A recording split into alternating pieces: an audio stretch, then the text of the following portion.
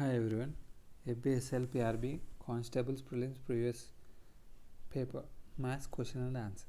Fourth question.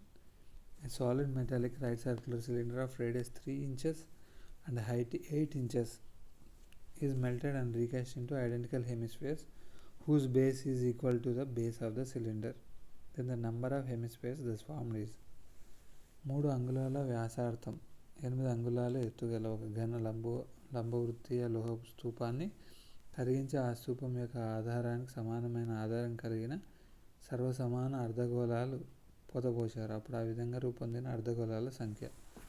ఒక circular cylinder radius ఇచ్చినాడు 3 inches, height 8 inches.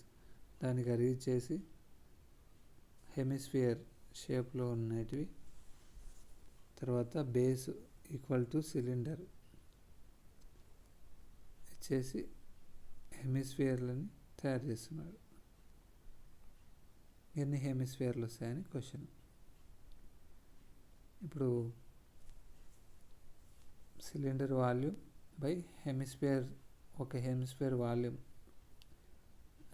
Division చేసినామంటే మనకి వచ్చే నంబర్ ఆఫ్ హెమిస్ఫియర్స్. ఓకేనా?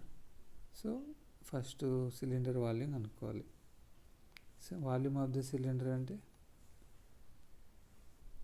πr²h.